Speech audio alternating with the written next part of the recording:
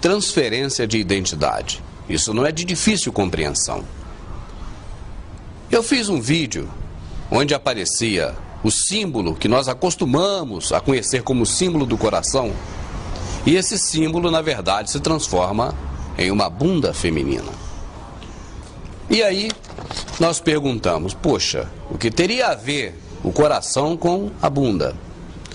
Nunca passaria pela nossa cabeça que esse símbolo que nos acostumaram com ele desde criança simbolizasse realmente a bunda.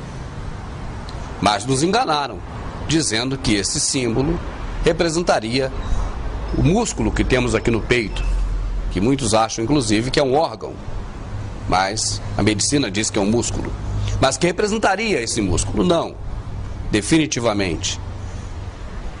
A imagem que mais se parece com o símbolo do coração é a imagem da bunda. Pode até representar o amor, mas não o amor como nós achamos que representa, mas que representa o amor eros, sem dúvida, esse sim é representado pelo coração, que é o símbolo do deus Eros lá da Grécia. Essa é uma transferência de identidade. Quando você conhece um símbolo desde criança e acha que esse símbolo representa, na verdade, uma situação A, e você nem imagina que ele possa representar uma situação B, mas agora, fora da Matrix, você começa a observar tudo e vê realmente que esse símbolo ele se parece muito com uma bunda e nada com o coração humano. É uma transferência de identidade, sim. Mas não é o único caso, nem o único tipo. Isso ocorre em todos os setores. Você, geralmente, olha só, em outro extremo, que não tem praticamente nada com esse. Quando você assiste uma produção de Hollywood e você vê aquela produção hollywoodiana dizendo que o dono do mundo é o presidente dos Estados Unidos. O lar do homem mais poderoso do mundo está desprotegido. Na verdade, é uma transferência de identidade, para que nós nem venhamos a imaginar que o dono do mundo é esse senhor, atualmente, David Rockefeller, o ancião, vamos dizer assim, dos Illuminati. Essa é uma classe de gado americano muito peculiar. Chama-se Longhorn, ou chifres grandes. É o gado do Texas. E a partir deste tipo de animal, foi criado um clube de futebol americano que leva o nome do touro, desse boi, desse gado Longhorn. Quando os torcedores desse time vão ao estádio de futebol, eles buscam simbolizar o time de futebol usando a mão chifrada. A mão chifrada definitivamente não é o símbolo desse clube de futebol do Texas. Você sabe muito bem disso. Neste caso também há uma transferência de identidade.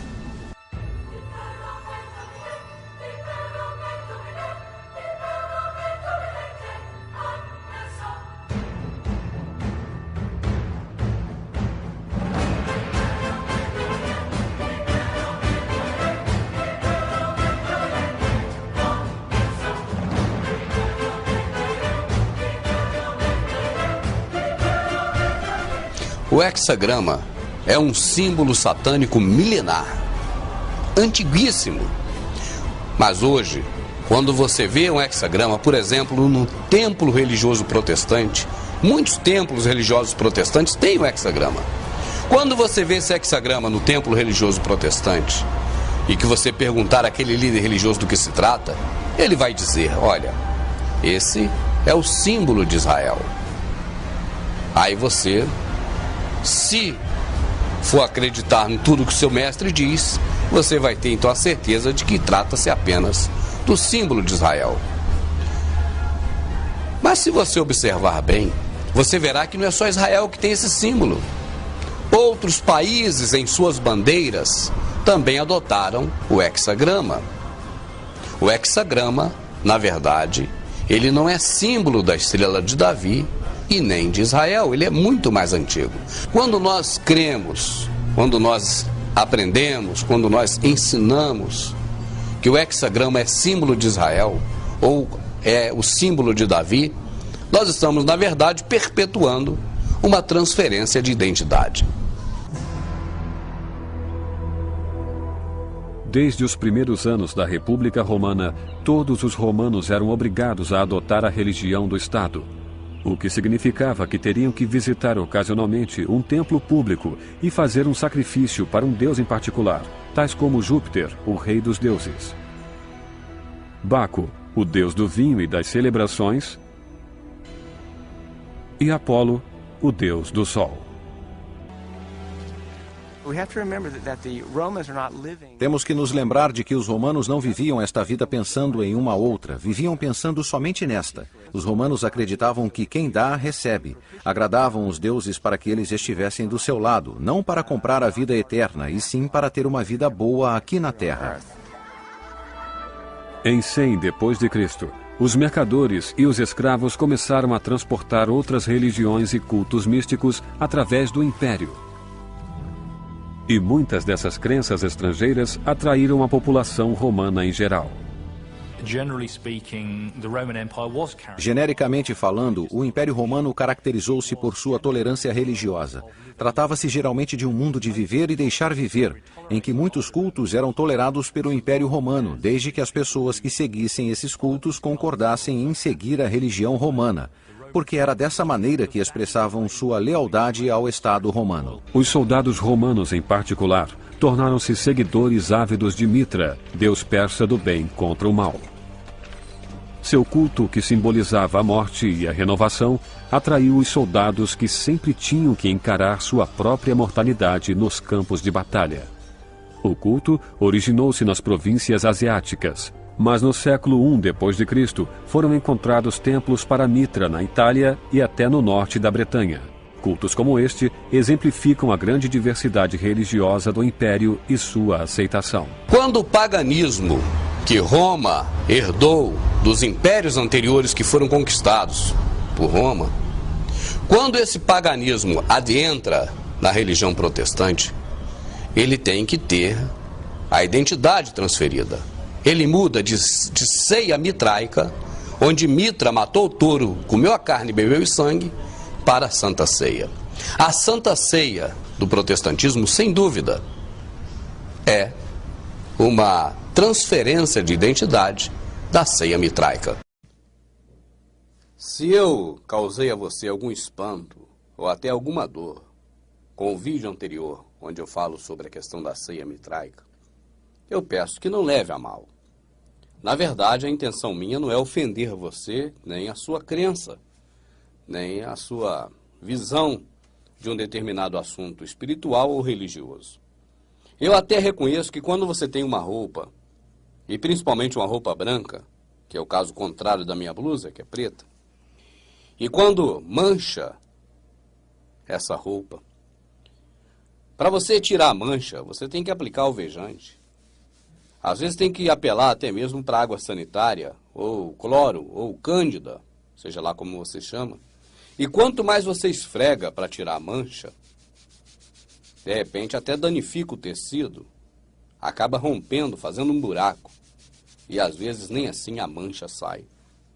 Algumas crenças estão tão enraizadas, criaram tantas raízes dentro do nosso entendimento. A raiz está tão profunda no nosso entendimento que quando alguém chega e puxa essa raiz, ela dói lá dentro. E a gente fica até com raiva de quem puxou a raiz. Nesse caso, do irmão Rubens. Eu conheço pessoas que me mandam e-mail dizendo: irmão Rubens, eu até ainda assisto seus vídeos, mas a minha esposa, ela não quer nem ouvir a sua voz aqui dentro de casa mais. Eu já estou arrumando briga, porque eu quero ver o vídeo do Verdade Oculta, mas a mulher que não quer que eu veja de jeito nenhum. Ela tem nojo do teu nariz, irmão Rubens. Ela tem nojo da tua cara, de tantas besteiras e heresias que você fala. Ela não quer saber mais que eu veja você aqui dentro, irmão Rubens. Então, meu amado, eu entendo perfeitamente que quando nós tocamos em um assunto que fere o entendimento das pessoas, essas pessoas vão reagir de uma forma contrária, vão se defender do irmão Rubens. Vão dizer, esse cara eu não quero mais ouvi-lo, ele é um herege. Esse cara está falando muita besteira. E eu não tenho que me preocupar em convencer você de nada. Não é isso que eu estou aqui para fazer. Não é para te convencer. Muito menos para tirar seu dinheiro. Se fosse para me tirar seu dinheiro, eu falaria somente coisas que te agradam. Eu formaria um público muito maior. Tanto que o sistema religioso protestante, logo assim que eu surgi com Verdade Oculta, me chamaram para fechar um acordo de parceria, de trabalho para ganhar dinheiro. E eu disse, meu negócio não é esse. Se meu negócio fosse tomar dinheiro das pessoas, eu não falaria coisas que a agridem. Eu falaria coisas suaves. Porque a intenção seria de tomar o dinheiro. Quando eu falo, por exemplo, sobre a ceia mitraica, que eu não tenho dúvidas. A Santa Ceia, que você está acostumado no protestantismo, é a ceia mitraica mesmo. Eu não tenho dúvidas disso. Então, quando eu falo isso, eu agrido um tipo de público que poderia estar comprando os DVDs que eu produzo, que poderia estar se agradando de mim, das minhas conversas, mas agora já não compra mais. Então, vamos dizer assim, o irmão Rubens perde vendas por falar a verdade. E eu te pergunto, em algum momento eu parei de falar o que eu tenho dito para vender mais ou menos? Ou por estar deixando de vender? Analise. Não tem jeito, amado. Eu vou continuar insistindo. A Santa Ceia que você fala não existe nem na Bíblia, quanto mais na Escritura. O texto em que as pessoas usam para poder embasar essa atitude pagã do mitraísmo está numa epígrafe, num subtítulo. Não faz parte nem do corpo da Bíblia, mas está apenas numa epígrafe da Bíblia. Paulo ensina o método correto de celebrar a Santa Ceia. Essa é a epígrafe lá do 1 Coríntios 11. Isso não é escritura de maneira nenhuma, isso não tem na escritura. Isso só tem nesse livro, forjado, manipulado, para levar você ao entendimento errado. Olha, deixa eu te falar mais uma coisa. Se o que o irmão Rubens fala tem te ferido, se prepare. Porque eu vou preparar agora um DVD, é o próximo, somente sobre a Bíblia. Eu não trouxe o protestantismo lá das raízes, de Calvino, dos puritanos calvinistas, de Zwingli. Eu não vim trazendo de Wesley, eu não vim trazendo lá de trás o protestantismo. Vou também buscar a Bíblia lá de trás, tudo com fatos históricos. E nós vamos ver o que realmente é a Bíblia e se a Bíblia é ou não a Escritura, porque com certeza, não há dúvidas, é mais uma transferência de identidade. Aquilo que o nosso Salvador sempre identificou como Escritura, hoje é identificada essa Escritura como se fosse esse livro. E que definitivamente não é, porque tem muitas diferenças. Uma coisa só é a outra quando essa coisa é igual a outra. Se uma coisa é diferente de outra, ela não é a mesma coisa. Ela pode ser parecida, pode ser quase que idêntica, mas não é a mesma coisa.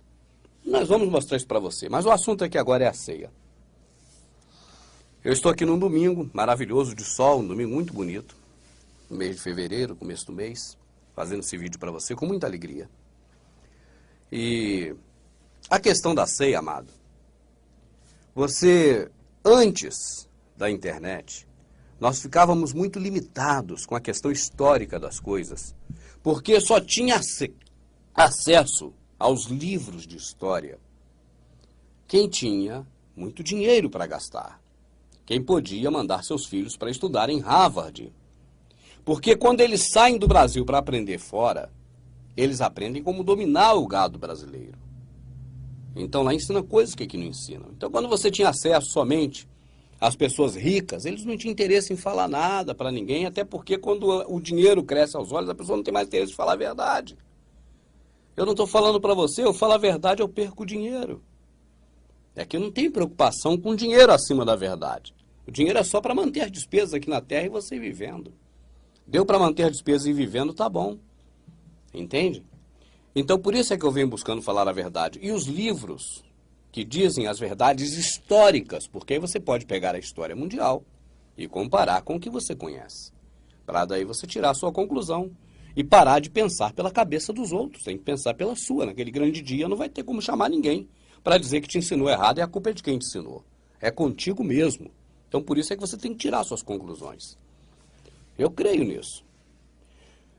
Antigamente, você queria saber sobre os fatos históricos, deveria recorrer a um sebo, a uma livraria antiga, ou ter muito capital para estudar melhor fora do Brasil. Hoje, com a internet, você sai do Brasil assim, ó. Então, só não pesquisa hoje quem é preguiçoso, quem está acomodado e quem tira vantagens com o sistema religioso e não quer ir contra ele, porque vive dele, está dentro dele, precisa dele e ele faz parte da vida dessas pessoas.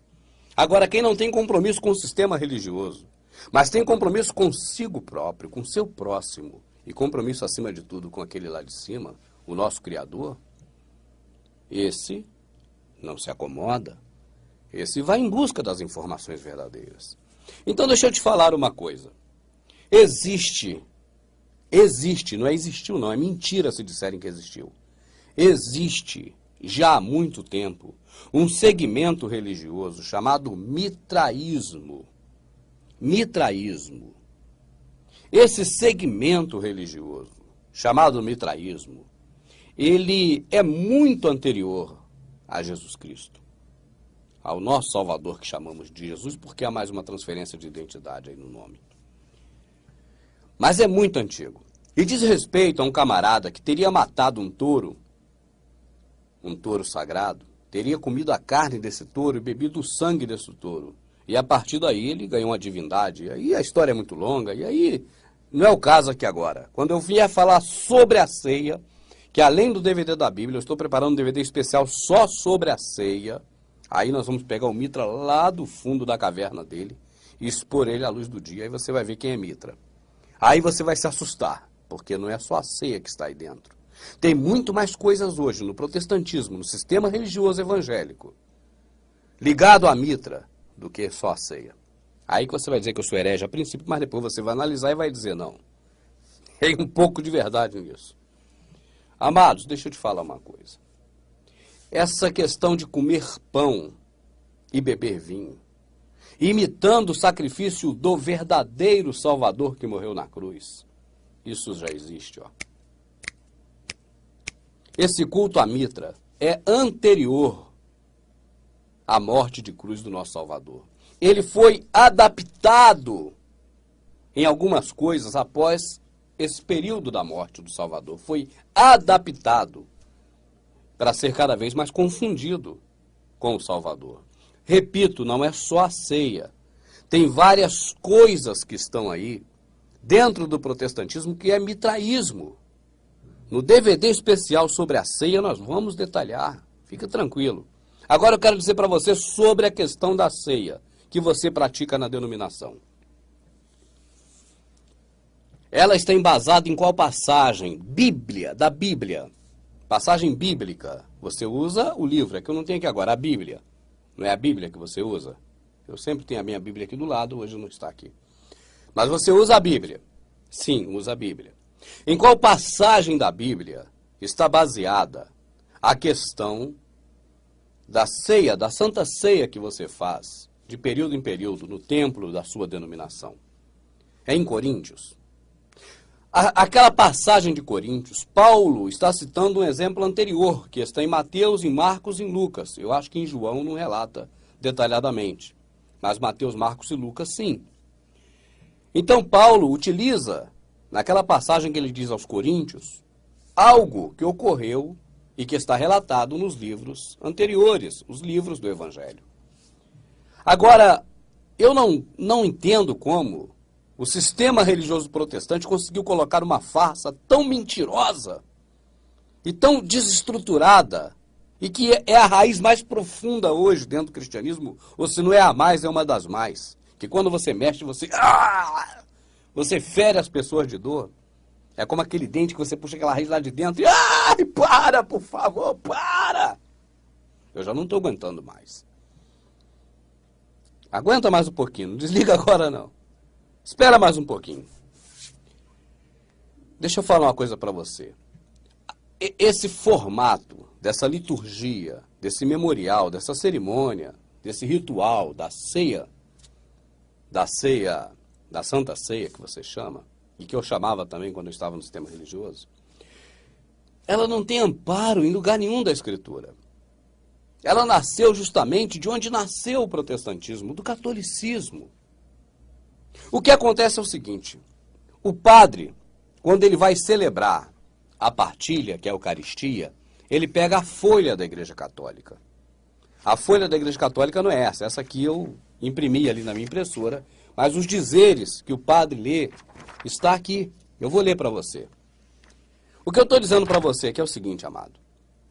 A Constituição da Santa Ceia, que você conhece no protestantismo, ela é uma prática católica. É a prática da liturgia, da Eucaristia, a partilha. E que a católica herdou do mitraísmo. Entende? Quando o catolicismo foi formado, ele absorveu várias culturas religiosas. E a mitra é a que mais influenciou o catolicismo. O catolicismo é quase que 90% mitraísmo. E o protestantismo também. Tem muito mitraísmo nele, demais. Você vai ver isso em outro DVD. Fica tranquilo. Agora, a partilha em si, que é a Eucaristia, que é o ponto-chave da missa católica, uma missa mitraica, a missa toda ocorre em função da partilha, da Eucaristia, e que acontece no protestantismo uma vez por mês, ou de 3 em 3 meses. Essa do protestantismo é aquela do catolicismo, que é aquela de mitra. Isso que eu estou dizendo. Ela não nasceu com Paulo, nem com Jesus, que é o nosso Salvador, que a gente chama de Jesus. Não. Ela não veio daquela origem.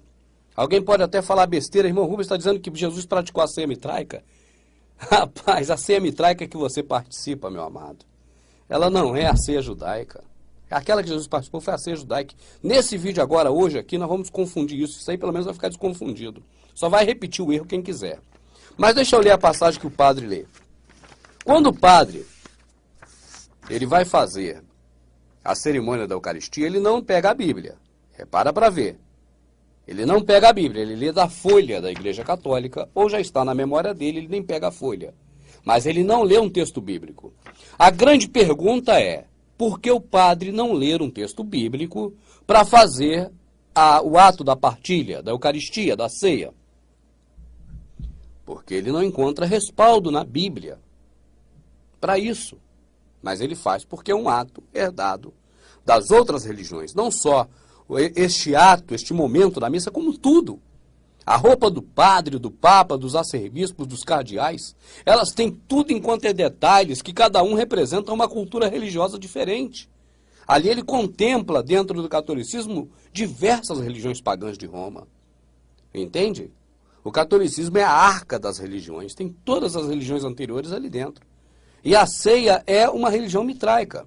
Então ele não lê na Bíblia pelo simples fato dele não ter amparo na Bíblia para praticar aquilo que ele pratica, que é um ritual mitraico. Então ele lê na folha, porque na folha que ele lê tem. Por que na folha que o padre lê tem e na Bíblia não tem? Porque na folha ele botou lá. É simples.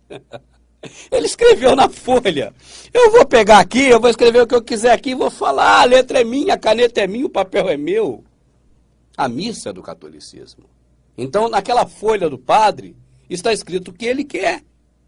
Ele lê dali porque não é o que está na Bíblia. Se ele pegar a Bíblia para ele ler sobre a ceia, ele vai passar vergonha, porque não tem. Eu vou ler o que o padre lê, nós vamos chegar lá. Fica tranquilo. Eu não deixo ninguém na dúvida. Vamos em frente.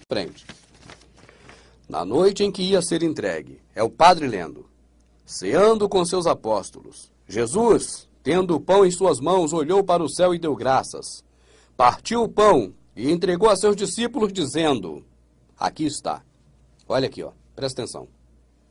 Tomai todos e comei, isto é meu corpo, que será entregue por vós. Do mesmo modo, no fim da ceia, tomou o cálice em suas mãos. Deu graças novamente e entregou a seus discípulos, dizendo: tomai todos e bebei. Este é o cálice do meu sangue, o sangue da nova e eterna aliança que será derramado por vós e por todos para a remissão dos pecados. Fazei isso em memória de mim. Essa passagem não está escrita em Mateus, não está escrita em Marcos, não está escrita em Lucas e nem em João. Tomai e comei, fazei isso em memória de mim. Em lugar nenhum desses. Você está entendendo? Eu vou ler a passagem da Bíblia Católica. Ficou aqui. Eu vou ler a passagem da Bíblia Católica, que é Coríntios 11, 24, para você ver como está escrito na Bíblia Católica. Por que o padre não pega a Bíblia Católica para ler essa passagem? Eu vou ler para você agora. Vá na internet, procure a Bíblia Católica e leia. 1 Coríntios 11, 24. Por que o padre, para justificar a Eucaristia, que é a Santa Ceia da Igreja Católica, de onde saiu a Santa Ceia protestante, por que ele não lê na Bíblia? Ele lê na folha. Eu vou ler o versículo que ele deveria ler na Bíblia, que é o que o protestante lê. E depois de ter dado graças, partiu e disse: isso é o meu corpo que é entregue por vós. Fazei isso em memória de mim. Não tem comer e beber. Na Bíblia Católica tem: partiu e disse: olha, esse é meu corpo que eu entrego por vós. Fazei isso em memória de mim. Parti em memória de mim. Esse é o versículo número 24 de 1 Coríntios 11. Pegue a Bíblia Católica na internet, se você não tiver, e leia. Aí depois surge o protestantismo de Calvino, de Lutero, que é padre, morreu padre e ficou sempre padre. E aí depois faz a Bíblia Católica, você tem a versão do padre, presta atenção, você tem a versão do padre João Ferreira de Almeida, não é verdade? E o padre, para não ler, o protestante, para não ler na Bíblia, na folha do padre, mas para ler direto na Bíblia, o que fez? Modificou o texto. Simples. Você procura na Vulgata, de onde saiu a Bíblia protestante, a Vulgata está igual à católica. Porque a católica saiu da Vulgata. A protestante saiu da católica, que saiu da Vulgata. Mas foi acrescentado um pedacinho nessa passagem. Leia, veja a sua Bíblia e veja a da católica. Na sua está assim, ó. E tendo dado graças, partiu e disse: tomai e comei, isso é meu corpo que é partido por vós. Fazei isso em memória de mim. Tomai e comei, fazei isso em memória de mim. Na protestante está dizendo para você tomar. Ah, não, tomar aqui é pegar mesmo, é que é para confundir ainda. Toma, pega, come. Faz isso em memória de mim. Na católica não tem essa passagem, essa parte. Não fala em comer em memória de mim. Fala em repartir em memória de mim. Porque é isso que o Salvador quer de nós, que nós viemos a repartir e não comer. O símbolo que Paulo usou ali para poder explicar aquele povo era o de repartir e não de comer. Olha só as passagens que colaboram com isso. Eu anotei algumas aqui. Abre aí comigo a Bíblia. Você não gosta de ver a Bíblia? Então vamos abrir aí. João, capítulo 6, 51.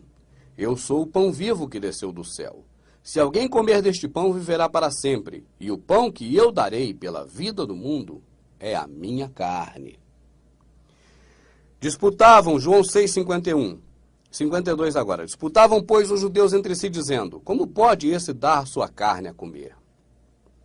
João 6, 53. Disse-lhe Jesus: em verdade vos digo, se não comerdes a carne do Filho do Homem e não beberdes o sangue, não tereis vida em vós mesmo.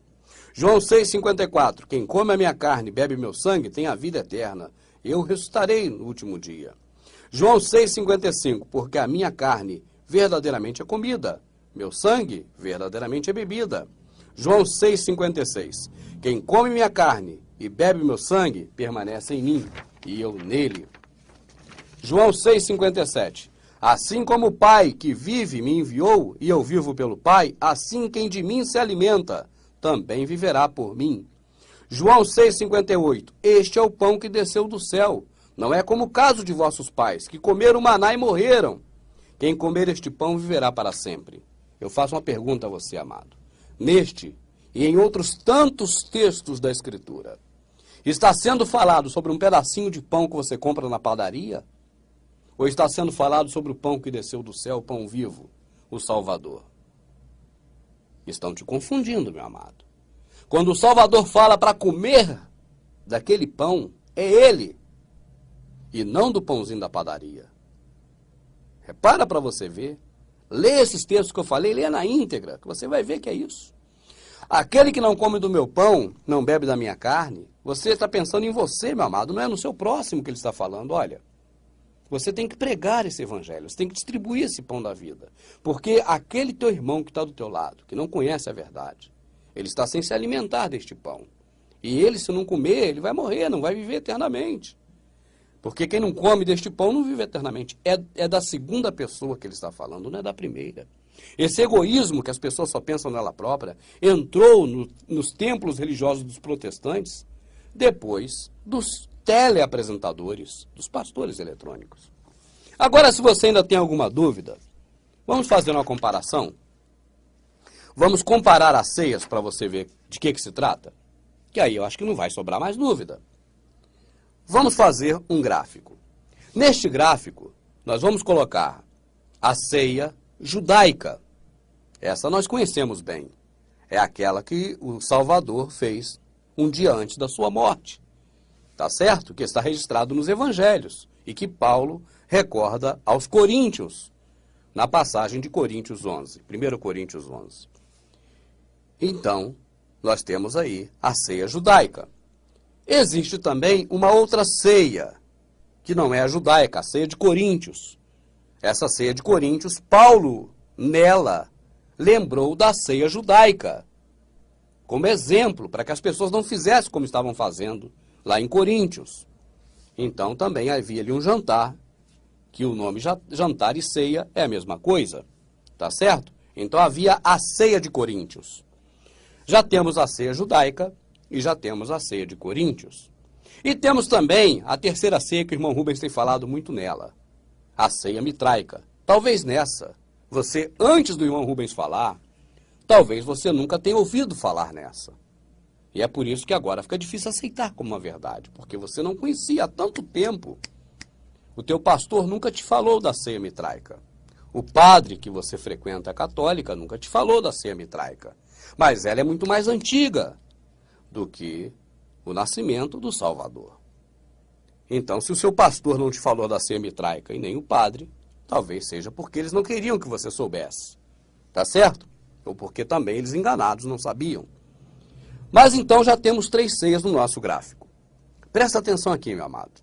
Se você quer dar uma chance a você mesmo de tirar a sua conclusão, sem entrar pela cabeça do irmão Rubens ou de qualquer outro, mas por você mesmo, você e ele, o Salvador, então presta atenção aqui. Estamos fazendo um gráfico. Já colocamos aqui a ceia judaica. Já colocamos aqui a ceia de Coríntios, que está relatado em Coríntios, 1 Coríntios 11. E estamos colocando aqui também a ceia mitraica. A Santa Ceia do protestantismo vai ficar aguardada, por enquanto, só na sua mente. Vamos colocar aqui o período que essas ceias eram feitas. Vê se você me entende. Qual o período dessas ceias? Da judaica, da ceia de Coríntios e da mitraica. Bom, vamos lá. A ceia judaica, ela era feita uma vez apenas por ano. Pesquise para você ver se é verdade do irmão Rubens ou se eu estou mentindo. A ceia de Coríntios, só existe relato dela na Escritura uma única vez. Nós não víamos Paulo fazendo Santa Ceia todo mês, nem toda semana, nem todo culto, nem toda reunião, nem todo lugar. Nós não vimos hora nenhuma. Nós só vimos aquela ceia relatada na carta de Paulo aos Coríntios naquele momento. Então está aqui uma única vez. E a ceia mitraica, pesquise. A ceia mitraica era esporádica. Algumas pessoas, em determinado período da época, ao longo da história, faziam essa ceia regular em cada culto à mitra. Outros, culto sim, culto não, mas não era uma regra que fosse em todo culto de mitra que era feito a ceia mitraica. Então temos aqui a ceia judaica, a ceia de Coríntios e a ceia mitraica. O período da judaica, uma vez ao ano. A de Coríntios, uma única vez. E a mitraica, feita esporadicamente. Agora temos os ingredientes. Quais eram os ingredientes dessa ceia? A ceia judaica, ela tinha um cordeiro. A ceia de Coríntios, pelo que nos relata a carta de Paulo, era um banquete generalizado.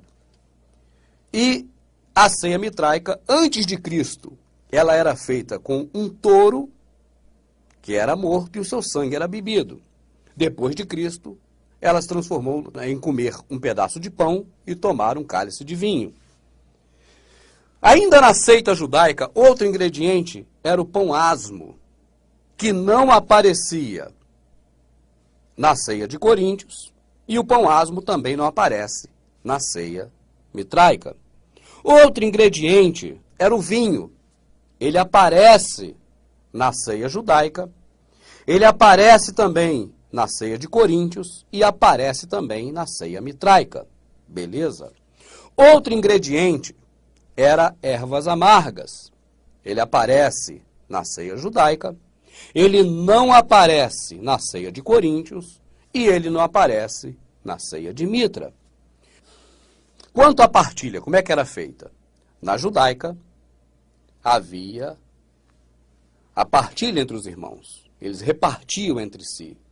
Tanto que o Salvador disse, toma, reparte, fazem isso em memória de mim. Que é o texto original da Vulgata e da Bíblia Católica, que está adulterada na protestante, do Manuel Ferreira de Almeida, do João Ferreira de Almeida. Na ceia judaica havia essa partilha. Na ceia de Coríntios não havia um pegar e dar para o outro. Partilha. Havia, cada um come o seu o mais rápido possível para o outro ficar sem nada. Uns comiam tanto que se fartavam, até se embriagavam, xaropavam, e outros ficavam sem comer nada. Era diferente da judaica. Na judaica havia partilha. Na de Coríntios não havia. Na mitraica era uma distribuição, mas em forma de quermesse. Quando eu falo quermesse, eu não sei se a palavra é bem essa, mas deixa eu me fazer entender. Cada um tem alguma coisa, leva o que tem. E agora ali reparte entre todo mundo. Antes, no primórdio do mitraísmo, era um banquete, todo mundo ia lá e comia, servia, levava e servia. E depois passou a ser uma distribuição. Agora, qual era a quantidade desses ingredientes, dessas coisas que se comiam? Na ceia judaica, era uma janta normal. As pessoas comiam normalmente, como se come hoje no almoço ou na janta. Em Coríntios, aquela relatada na carta de Paulo, que foi só uma vez e que não tinha ervas amargas, nem pão asmo, aquela era uma comilança. Glutonaria, guludice. Paulo chegou ao ponto de dizer assim, rapaz, você por acaso não tem casa para comer, não? Porque nisso que eu vou dizer não vos louvo. Vocês têm se juntado para pior e não para melhor. Por isso que eu digo, quando vocês se juntam, não é para comer a ceia do Senhor. Porque o que aprendi do Salvador, na noite que foi traído, que ele repartiu, e vocês não estão repartindo. Mas vamos lá. Quantidade. Judaica, uma janta normal. Coríntios, uma comilança. E na mitraica, antes de Cristo, era um banquete normal. Depois de Cristo, eles foram se adaptando, entrelaçando com a cultura das coisas do Salvador, dentro do cristianismo, religião criada pelo Constantino, imperador romano, e aí passaram a comer um pedaço de pão e tomar um cálice de vinho. Não era açúcar, era vinho mesmo. O lava-pés. Lavar os pés das pessoas. Na última ceia que o Salvador fez, nós vimos ele lavando os pés dos discípulos. Então, a última ceia demonstra que havia o lava-pés. Na de Coríntios, havia lava-pés? Não. Na ceia mitraica, havia lava-pés? Não. O local para fazer a ceia. A ceia judaica era numa casa, isso está bem claro. Uma casa. Um cenáculo, né, que era o local da janta em uma casa, não era no templo. A boa pergunta, inclusive, é por que o Salvador não fez a sua ceia no templo? Você já se questionou sobre isso? Hein, meu amado? Você já parou para pensar assim, olha, por que será que o meu Salvador não fez a última ceia dele no templo? Esse povo evangélico não fala tanto em templocentrismo, em estar no templo, e templo. Por que Jesus não fez a ceia no templo? É uma boa pergunta, deixa para o DVD que vai sair sobre a ceia mitraica, sobre a Santa Ceia. Até eu estou falando ceia mitraica, porque é a mesma coisa. O templo, o local, ceia judaica, numa casa. Coríntios diz que é num lugar. Num lugar. A igreja, ou seja, a reunião do povo estava num lugar. E a mitraica era realizada aonde? Certo, no templo. Neste caso, os templos mitraicos sempre foram cavernas, mas eram cavernas ornamentadas para ser um templo. Então era no templo. Qual o fundamento dessas ceias? A judaica representava a saída do Egito. A de Coríntios não tinha representação nenhuma, era cumilança. Isso não representava nada. Leia o texto todo para você ver. A ceia mitraica, antes de Cristo, nos primórdios da religião mitraica, era o culto sacrificial, como é a missa católica. Depois passou a ser memorial, comendo pão e bebendo vinho em memória do que fez Mitra, como é o protestantismo hoje, né? Bom, qual o formato?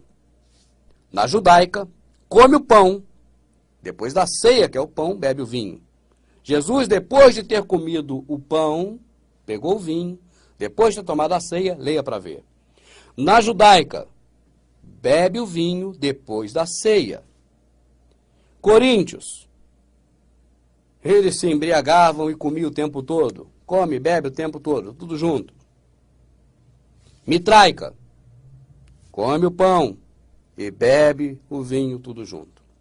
Tem tantas coisas que a gente pode colocar, amado, mas eu vou começar a parar por aqui. Qual o objetivo destas ceias? A judaica era obediência à lei de Moisés. A lei de Moisés dizia, determinava e obrigava as pessoas, uma vez por ano, a fazer aquele memorial, aquela lembrança da ceia judaica. Coríntios. Qual era o objetivo? Segundo Paulo, era de humilhar as pessoas. Leia para você ver. Os que tinham, juntava tudo, perto dos que não tinham, para comer tudo que era gostoso e deixar os outros com fome sem nada. O motivo era humilhar os mais pobres. Leia para você ver. Era falta de amor ao próximo. Era o motivo da ceia de Coríntios. E na ceia mitraica, qual o objetivo?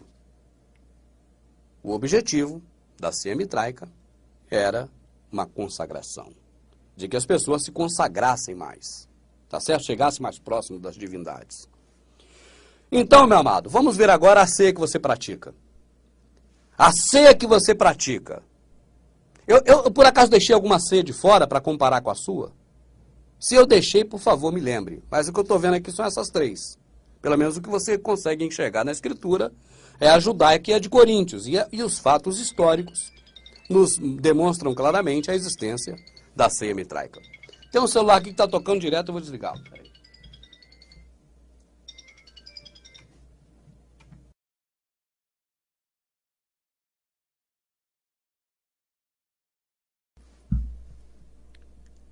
Vamos ver então o que você tem feito hoje, que você chama de Santa Ceia. O que na verdade, com qual dessas ela mais se parece. Em qual ela se enquadra melhor. Tá certo? Vamos ver. Temos aqui a ceia judaica, a ceia de Coríntios, a ceia mitraica. Agora, a ceia que você pratica, você conhece muito bem. Não precisa escrevê-la aqui. Mas vamos analisá-la também. O período que é feito. A judaica, nós sabemos que é feita de ano em ano. A sua é feita de ano em ano? Não, então não se parece com ela. A de Coríntios foi feita uma única vez.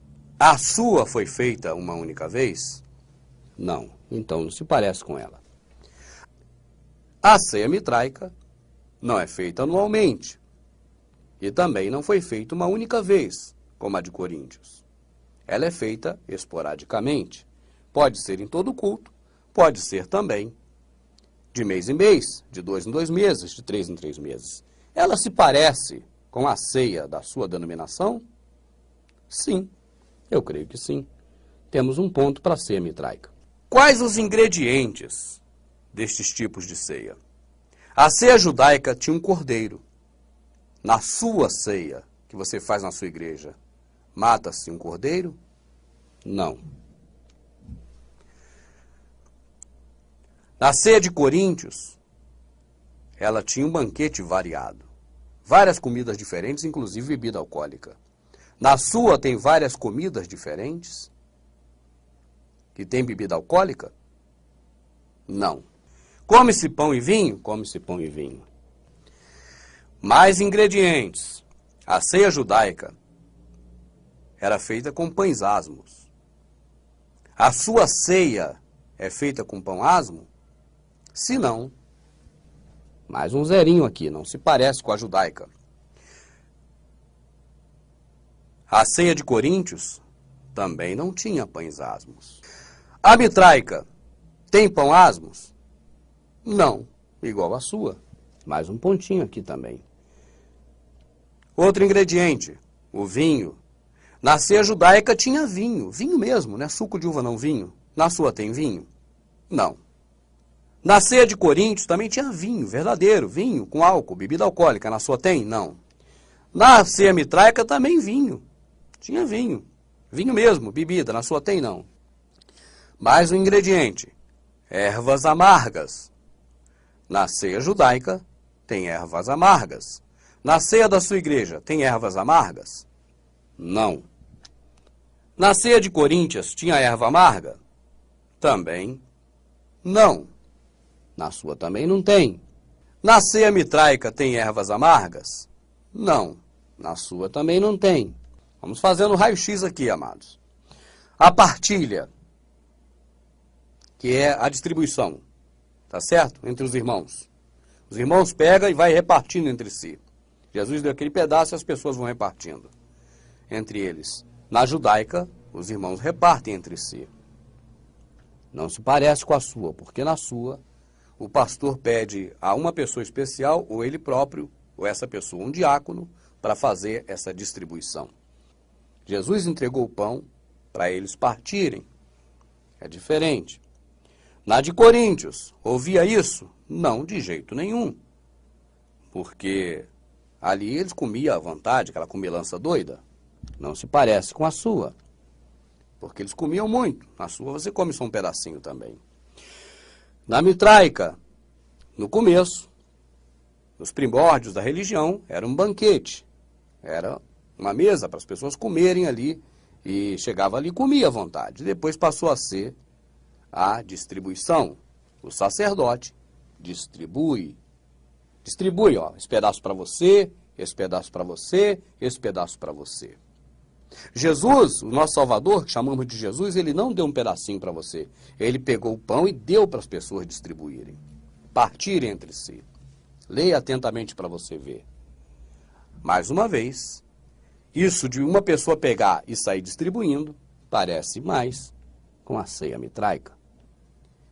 Na ceia judaica, era um jantar normal, a pessoa comia até satisfazer o estômago.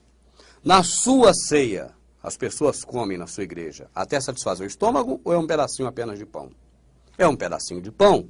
Então era diferente da ceia judaica. Na ceia de Coríntios, as pessoas comiam um pedacinho de pão como na sua ou comia até se fartar? Comia até se fartar. Então é diferente da sua, mais um zerinho. E na ceia mitraica? Como é que é essa quantidade? Antes de Cristo, nos primórdios da religião, era um banquete. Depois de Cristo, virou um pedacinho de pão e um cálice de vinho. Mais um pontinho. Come-se só um pouquinho. É só uma representação, né, para encher mais a barriga. A ceia judaica tem lava-pés? Tem lava-pés. Na sua tem? Não tem. Na ceia de Coríntios tinha lava-pés? Também não. Na sua também não tem. Mais um pontinho para você. Na ceia mitraica tem lava-pé? Não, também não. Então, mais um pontinho de igualdade da sua com a mitraica. O local. A ceia judaica era numa casa. A sua é numa casa? Não. Se parece com a ceia judaica definitivamente até agora. Nada em comum. A ceia judaica era numa casa. A ceia de Coríntios era numa casa? Podia ser, mas num lugar, em algum lugar. Mas não diz que era no templo, e não era verdadeiramente no templo. Disso não tenha dúvida. Não é igual à sua. A sua é no templo? Sim, a sua é no templo. E a ceia mitraica é realizada onde? Desde os seus primórdios. Sempre foi no templo. Mais uma afinidade. Já está disparada, eu acho que não dá mais para as outras passarem ela. Qual o fundamento? A saída do Egito. A sua ceia é por causa da saída do Egito? Não. A sua ceia que você faz na sua igreja era sem motivo nenhum igual a de Coríntios? Também não, porque a de Coríntios não era sem motivo nenhum, mas a sua tem motivo. O culto à mitra, o fundamento dele, dessa ceia, era um culto sacrificial. Antes de Cristo, nos primórdios da religião. Depois passou a ser o fundamento dela, um memorial. O fundamento da ceia que você faz na sua denominação é memorial? É. Então, mais um pontinho para ela. O formato dela. Na ceia que você faz, você come um pedacinho de pão e bebe um pedacinho de suco, representando vinho. Na ceia judaica, comia o pão e depois da ceia é que bebia o vinho. Leia o texto direitinho para você ver. Se a sua come o pão e bebe o vinho dentro da ceia, já não está igual à ceia judaica, porque na ceia judaica bebia o vinho depois da ceia, mais um zerinho. Na ceia de Coríntios, que Paulo condena, eles bebiam e comiam junto, no mesmo momento. A ceia era comer e beber, igual à sua. Mais um pontinho de familiaridade com aquela ceia que Paulo condena. Na ceia mitraica, comem o pão e bebe a bebida, também junto, não é separado. Mais uma igualdade. Qual o objetivo da ceia judaica? Obediência à lei de Moisés. Você come a ceia na sua igreja, a santa ceia que você come um pedacinho de pão e bebe o vinho, em obediência à lei de Moisés? Não. Caiu por terra mais uma. A ceia que você pratica, o objetivo dela é humilhar as pessoas? Não. Ela não se parece com a de Coríntios, porque a de Coríntios era humilhar as pessoas. Embora muitos são humilhados também nessas ceias. Por quê? Porque a pessoa às vezes não deu dízimo, porque não tem dinheiro, não vai cear, e aí os outros já olham para ela e já humilha. Não é assim? Olha, fulano não deu dízimo, fulano tem pecado. Mas eu vou deixar do jeito que está para não mexer mais na ferida. A ceia mitraica. O objetivo dela é se consagrar. Era a pessoa estar mais próximas de Deus. Eu vou deixar aqui, não vou colocar que seja igual, até para não forçar a barra, mas vou anular essa daqui. Porque eu não vou dizer que a que você faz é para se consagrar também. Eu não quero apelar. Tá certo? Agora, uma pergunta final. A análise é sua, você é quem sabe. Eu só estou aqui mostrando a verdade, para que você possa compreender e tirar suas próprias conclusões. No nosso placar ficou assim, ó. Agora, com a ceia mitraica, olha quantas peculiaridades. Mas cabe a você decidir se o que você tem feito é ceia mitraica ou não. Eu não quero aqui dizer que você tem que aceitar o que eu estou dizendo. Eu só estou expondo para você. Mas eu deixo uma pergunta final. O Messias, ele estava na ceia judaica? Na última ceia, o nosso Messias, o nosso Salvador, estava presente? Sim. E ele disse naquela ocasião: não voltarei a ceiar de novo conosco, até que se chegue a grande ceia do Cordeiro, nas bodas, naquele grande dia. Então já sabemos que ele não estava na ceia de Coríntios. Nós temos certeza absoluta que ele nunca esteve na ceia mitraica. A grande pergunta é: Será que ele está na ceia que você tem praticado? Esse assunto levantado por mim sobre a ceia de Mitra é um assunto muito polêmico, porque ele é, na verdade, um dos pilares deste moderno cristianismo chamado protestantismo. E quando você balança o pilar de uma construção, a construção toda estremece. E uma construção estremecida está a ponto de desabar. A preocupação das pessoas hoje que vivem, financeiramente falando, dos recursos do sistema religioso protestante, eles não querem de maneira nenhuma que essas estruturas sejam balançadas, porque senão, literalmente, a casa vai cair. Assim, a melhor forma que tem de se defender é atacando. E não se ataca a ideia de quem colocou essa questão no ar, mas ataca-se principalmente a pessoa. Existe alguém empurrando o pilar. Não se procura ver se essa força empurrando tem uma razão de ser ou não, mas procura-se imediatamente ver quem está empurrando para eliminar. Assim, resolve o problema na raiz. E é o que eles fazem. Falam da minha pessoa. Mas por que, enquanto falam da minha pessoa, por que não rebatem o que eu digo na própria Escritura? Eles defendem, por exemplo, a ceia do Senhor. Então nós vamos para a Escritura e vamos procurar a ceia do Senhor lá. Se você procurar a ceia do Senhor na Escritura, você acha. Mas você jamais gostaria de participar dela. Porque a ceia do Senhor vai ser a coisa mais terrível que vai existir. Procure no livro de Apocalipse sobre a ceia do Senhor e se prepare para tomar mais um choque. O que esses religiosos têm falado para me contra-atacar sobre a ceia do Senhor vai ser um dos eventos mais terríveis no final dos tempos.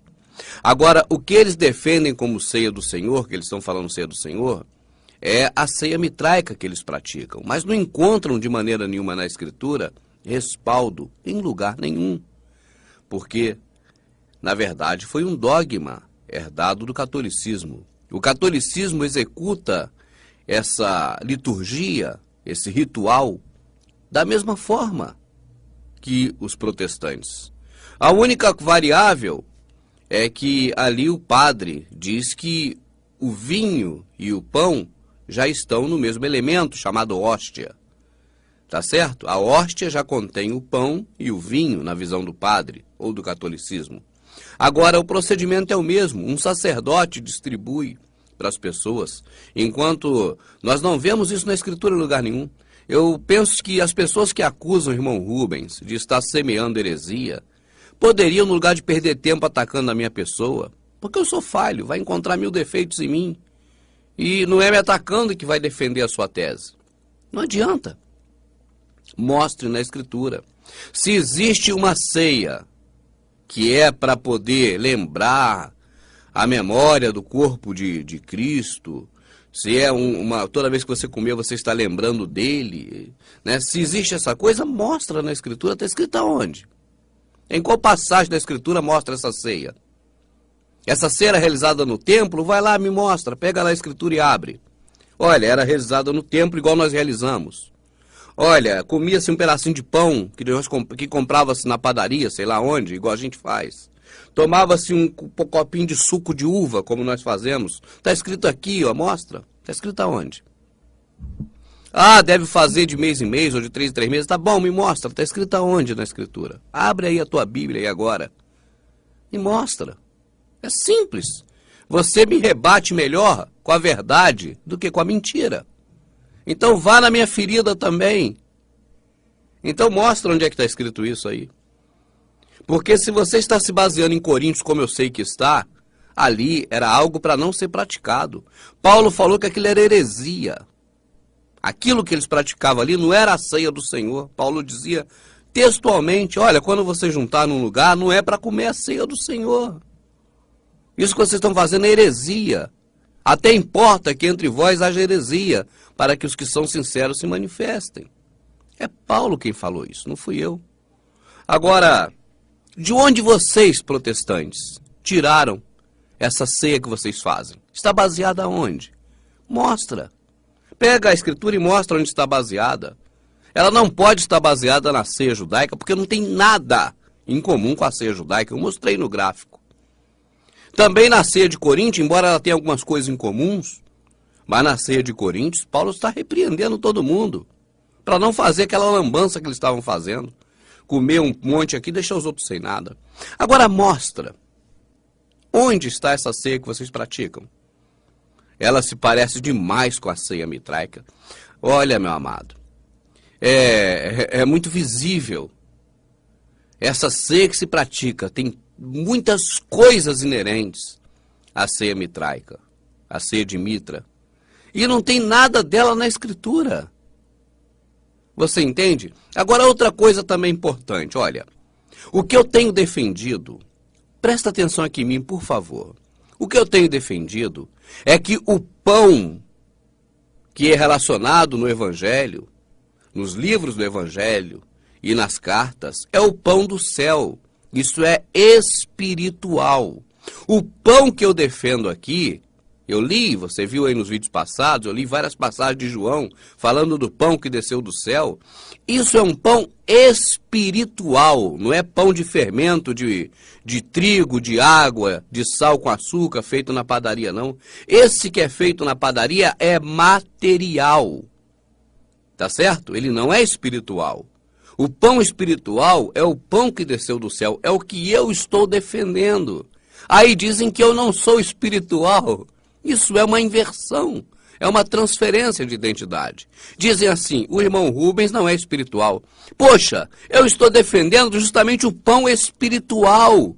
Eu defendo o nosso Salvador como pão espiritual. Eu defendo que você deve repartir é o pão espiritual e não o pão material, feito de trigo. Mas eles me acusam de não ser espiritual e defendem o pão de trigo.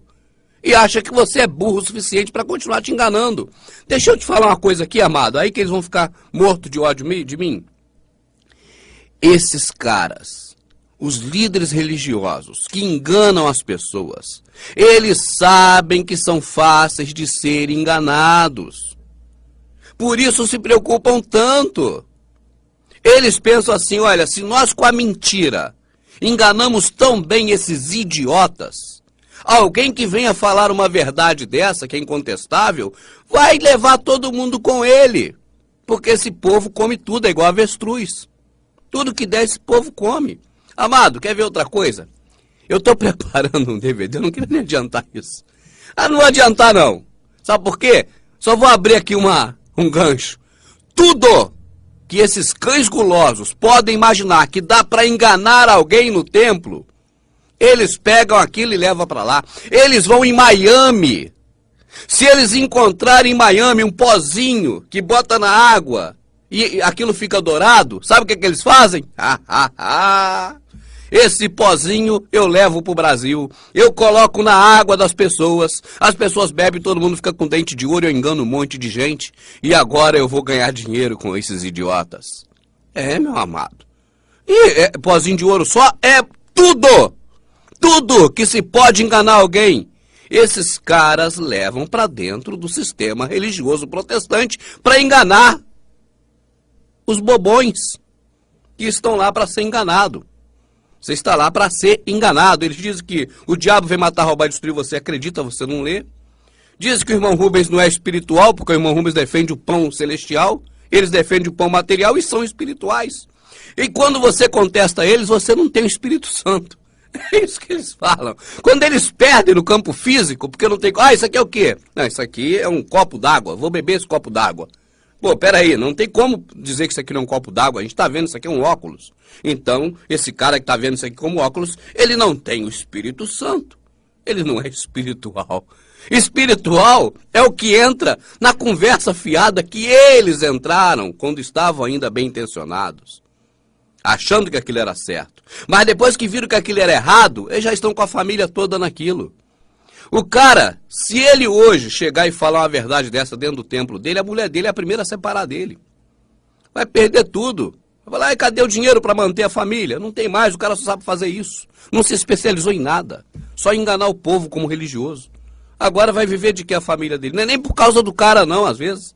Às vezes ele joga a alma dele no inferno, ou então passa a não acreditar mais em nada, que é o caso da maioria, não acredita mais em nada, é materialista puro. Tá entendendo? Passa a não acreditar mais em salvação, mais em nada, para poder manter a família dentro do sistema religioso, comendo, bebendo e todo aquele privilégio que eles têm. Ou seja, decide mesmo ficar com o galardão aqui da terra. Servir ao próprio ventre, como está escrito. E que já receberam seu galardão. É a decisão de cada um. Eu só quero dizer para você, sabe o que, amado? Quando eu defendo que o pão é pão espiritual e não pão feito com farinha de trigo, eu estou defendendo algo espiritual e não material. Eles estão defendendo algo material e não espiritual. Mas é uma transferência de identidade. O irmão Rubens não tem essa visão que eles botaram na cabeça dos incautos. Então o irmão Rubens não tem o Espírito Santo. Ele não é espiritual. Tá certo? É o jeito que eles têm para poder contrapor. Enquanto isso, poderia simplesmente abrir. Cadê? Está aqui agora. Aquela hora não estava. Aqui já está porque a amada da minha alma trouxe para cá. Muito eficiente, como sempre. Aí, eles não têm como abrir aqui e dizer, olha aqui, nós estamos fazendo o seguinte, na nossa igreja, porque lá é igreja, não tem respaldo para dizer que aquilo é igreja, mas está dizendo que é. Na nossa igreja, nós pegamos aquele pedacinho de pão, porque está escrito aqui, ó, no capítulo tal, no versículo tal aqui da minha Bíblia. Então nós damos aquele pedacinho de pão para a pessoa comer, porque baseado nisso aqui. Está baseado aonde? Em qual? Qual acontecimento desse ocorre aqui na Escritura? Paulo participou de quantos desses? Amados, presta atenção, nem na de Coríntios Paulo participou. Ele mandou uma carta depois esculhambando todo mundo porque ele soube. Porque eu sei que entre vós, ele fala isso, eu soube aqui onde eu estou, que aí vocês estão fazendo essa lambança. Mas ele mesmo nunca participou daquela lambança lá de Coríntios. Entende, amado? Paulo jamais participou de uma ceia dessa mitraica que você participa. O Salvador, muito menos, o que ele participou foi da última ceia. Presta atenção, amado, última. Lembra? Última ceia. E ele disse, não voltarei a cear convosco, até que ela se cumpra no reino dos céus. Ah, onde tiver dois reunidos em meu nome, eu três estarei lá. Essa reunião é em nome dele? Qual é o nome dele? Tá tudo errado, amado, virou de ponta cabeça. Deixa pra lá. Vai lá, vai você e a tua cabeça, porque naquele dia, amado, não tem como eu dar conta de você, nem você de mim. Será cada um por si, sabia? Naquele dia é você e o Pai, eu e o Pai. E não adianta alguém te ensinar errado, porque vai pagar por isso, mas não vai te redimir. Para onde tiver que ir, vai acabar indo de qualquer forma, se você não se consertar. E se você não assumir a responsabilidade única sua, de pessoa que pensa, que tem raciocínio, que foi dado por Deus a capacidade de raciocínio. Ela não é do diabo, não, como eles dizem aí. Você não pode raciocinar, tem que ser espiritual, tem que acreditar neles. Ser espiritual é acreditar na mentira para eles. Você não pode raciocinar, mas o raciocínio, amado, que a gente deu foi Deus. E é a única coisa que te difere dos demais animais. Não vou falar mais de Mitra, não. Fica tranquilo. O assunto Mitra, por enquanto, está esgotado. E aí eu já expus aí que tinha que expor, agora cada um tome as suas próprias decisões, porque naquele grande dia, não adianta dizer assim, eu fiz errado, Deus, porque eu aprendi errado, a culpa não é minha, eu aprendi com o fulano, então culpe o fulano porque ele é que me ensinou errado. Esse argumento não vai adiantar. Mesmo que o fulano tenha ensinado errado e que ele pague pelo erro dele, mas isso não te redime da culpa não, viu? Quando você olhar assim, vai ver aquele cara no Lago de Fogo, vai dizer, olha, você está aí no Lago de Fogo, e agora? O que me ensinou está no Lago de Fogo. E eu? Aí você fica com a passagem de Oséias. Olha, eu fui destruído porque me faltou conhecimento. Porque tu, sacerdote, rejeitou a minha lei. E eu já tenho rejeitado a você para que não seja sacerdote diante de mim. E naquele dia, visto que tu rejeitastes a minha lei, também eu rejeitarei seus filhos. Você já leu o texto todo de Oséias? É porque o sistema religioso, ele nos acostumou só com um pedacinho, para que não atinja eles, entende? Então, quando você lê o meu povo foi destruído, aí o pastor sempre fala essa parte, né? O meu povo foi destruído, aí a plateia responde, porque faltou conhecimento, e acaba aí. Isso é porque estão mentalmente condicionados a parar naquele ponto. Não vai além daquele ponto, porque não lê a Escritura. Na verdade, se você lê a Escritura, você vai saber o que tem nela. Mas se você aprender com o sistema religioso, você só vai aprender os jargões que eles usam. Só as frases feitas, só os pedacinhos que se usam, entende? Então, os pedacinhos que eles usam, justamente é que faz toda essa confusão. Por que eu estou fazendo esse vídeo agora? O motivo é simples. Muitas pessoas, muitas, me mandam e-mail. Aí, quando eu coloco um tema como esse da ceia, que a pessoa vê que o que eu estou falando tem verdade no que eu estou dizendo, agora as pessoas ficam super confusas. Agora as pessoas não sabem mais o que fazer da vida e começam a me mandar e-mail. Porque depois que você vê que um pouquinho, alguma coisinha não está de acordo, aí você já não sabe mais a dimensão disso. Você não sabe mais até onde vai esse desacordo com a verdade. Então, quando você começa a descobrir, meu amado, que o sistema religioso que está aí, ele é uma farsa, pronto. Dá um embaraço na cabeça, dá um nó, que você já não sabe mais o que fazer da vida nem o que pensar. Se você souber que o governo que está aí é uma farsa, você se assusta. Quando você sabe que o sistema monetário que está aí de dinheiro, na verdade ele não existe, são só 4,7% que é dinheiro, o resto é número na tela do computador, você se assusta, você fala... Quando você descobre que o mundo pode acabar assim num minuto, porque eles estão cheios de bunkers para se esconderem e podem detonar isso aqui em cima a qualquer momento, você faz assim... com medo. Agora, quando você descobre que o que você sempre acreditou, não no Criador, não no Filho dele que morreu na cruz, não em Jesus, que é o Yohoshua, não no Criador, não nas coisas verdadeiras, mas quando você percebe que o sistema religioso que está aí é uma farsa, é do mesmo tipo do sistema monetário, do sistema de governo, de todos os sistemas mundanos, aí esse susto que você leva, ele é amplificado ao extremo. Porque isso você não quer nem acreditar nisso. Você fala, eu vou tapar meus olhos. É igual naquele desenho animado. Olha, é igual criança, quando está com medo. Eu estou com medo. A gente tem essa reação infantil. Eu vou tapar meus olhos, porque eu não quero mais saber essa verdade. Eu estou com medo dela. E isso deixa as pessoas muito desorientadas. Amados, se você está sendo desorientado pelas informações que eu tenho colocado, saiba que não é para te desorientar que eu coloco essas informações aqui. E nem coloque sobre o irmão Rubens essa culpa, porque eu estou falando para você a verdade. Se você está desorientado, o que te desorientou não é a verdade que eu tenho colocado.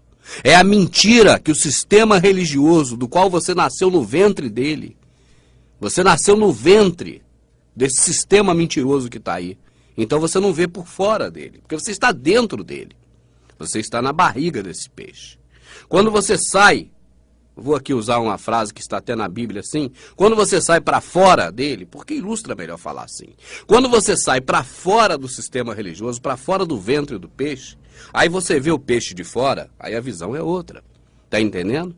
Mas quando nós nascemos dentro dessa caverna de Platão, e nós só vemos isso, e quando enxergamos o mundo exterior, há um baque. Há uma estrutura toda balançada, nós ficamos apavorados. E isso é assim mesmo, você acha que isso não aconteceu com o irmão Rubens também? Isso que acontece com você, aconteceu comigo também. E sabe o que aconteceu comigo, amado? Eu não tive uma pessoa para me orientar em nada. Eu fiquei sozinho com meus conflitos internos, orando 24 horas em oração. Sabe para quê?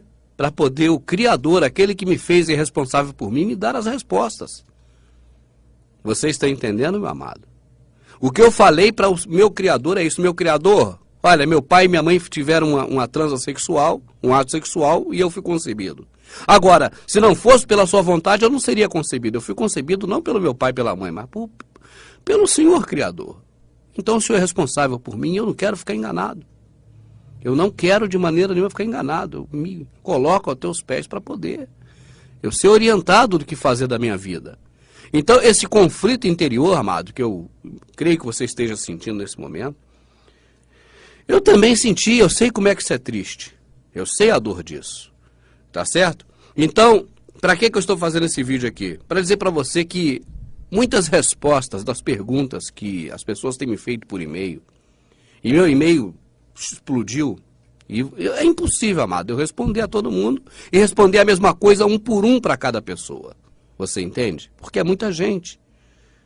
Você está me entendendo? Eu até respondo a alguns, mas não tenho condição logística de responder a todo mundo.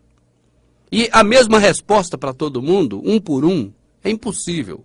Então o que acontece? Por que eu estou fazendo esse vídeo? Eu criei o canal Verdade Oculta 2, talvez você não conheça, no YouTube, youtube.com/Verdade Oculta, agora coloco 2, não escreve D-O-I-S não, bota o número 2, Verdade Oculta 2. Ali eu leio o Novo Testamento, as cartas de Paulo, os Evangelhos, você está entendendo? E você pode ler comigo. Eu ainda estou na fase de gravação de Lucas, porque eu tive problemas no estúdio, me atrasou muito. Mas sem ser o livro de Lucas, Romanos e Atos, que ainda não fiz, os outros livros todos eu já li. Então, se você quiser ler comigo, você pegue a sua Bíblia, que nela você vai encontrar ainda a Escritura. Ainda tem o tição que fumega e nunca conseguiram apagar nela. E vamos ler a Escritura, não a Bíblia, porque a Bíblia é diferente da Escritura, meu amado. É que eu vou fazer um DVD só sobre isso para não restar mais dúvida. Mas eu posso afirmar a você que a Escritura não tem link. A Bíblia é toda linkada. A Bíblia, ela é toda linkada. Eu não sei por que eles usam esse livro diferente dos outros. Você pega, por exemplo, um livro sobre medicina, ele não é linkado. Você pega um livro sobre o Código de Trânsito, ele não é linkado. Sobre o Código Penal, ele não é linkado. Por que a Bíblia é linkar ela toda? Mas o que é linkar, irmão Rubens? Está vendo? Não é porque eu não vou fazer aqui agora esse DVD da Bíblia. Isso é muito mais trabalhado. Com imagens, com fatos históricos, com tudo. Mas o link é quando você pula de um lugar para o outro sem passar no anterior. É como se fosse aquele Jornada das Estrelas que você some aqui e aparece ali. Ou então numa página de internet que você clica num link e já pula para outra. Fizeram a Bíblia dessa forma para manipular a gente. A Escritura não era assim. A Escritura não tinha como você fazer nunca um sermão temático com base na Escritura. Não tem como. O sermão temático, os estudos bíblicos e esse monte de lixo que está aí para te confundir, que o sistema religioso criou, ele só foi possível porque linkaram a Bíblia. Então, quando você lê comigo a Bíblia, você lê sem links. Não tem link na leitura da Bíblia comigo. Nós lemos como ela foi escrita. Por isso você entende da forma que foi feita para você entender, e não da forma que o sistema religioso colocou para você entender. Tá certo? Eu vou te dar alguns ganchos já, até para fechar o vídeo aqui para não tornar muito comprido. Eu vou te dar alguns ganchos para que você, quando for ler a Escritura, você anular a Bíblia e ler a Escritura. Porque assim você vai conseguir saber o que o Criador quer que você saiba escrito no livro Bíblia, onde está a Escritura. Não fique atento mais à epígrafe. A epígrafe é da Bíblia, não é da Escritura. Não existe epígrafe na Escritura. Esqueça capítulo e versículo, esse lixo de capítulo e versículo, isso é Bíblia, não é Escritura. Só serve para te levar a entendimento errado, para te conduzir por buracos de coelho, por tocas de coelho, por queijo suíço, para você varar aqui, sair ali e entender da forma que eles querem que você entenda. Esquece capítulo e versículo. Quando parar de ler um trecho, não para nem capítulo e versículo, não, para fora dele. E quando continuar, continua fora do capítulo e versículo. Porque quando eles interrompem capítulo e versículo para poder tirar o entendimento seguinte, para você não unir as coisas, para não descobrir a farsa deles. Entende? Então, você não para mais em capítulo e versículo, lê direto. E tem uma coisa em mente. Isso é importantíssimo. Olha, Israel era Israel, você é você. Se coloque na sua posição. Efésios diz claramente na carta a Efésios: antes, nos concertos antigos, nós éramos gentios na carne, estávamos afastados da comunidade de Israel e estávamos sem esperança e sem Deus no mundo.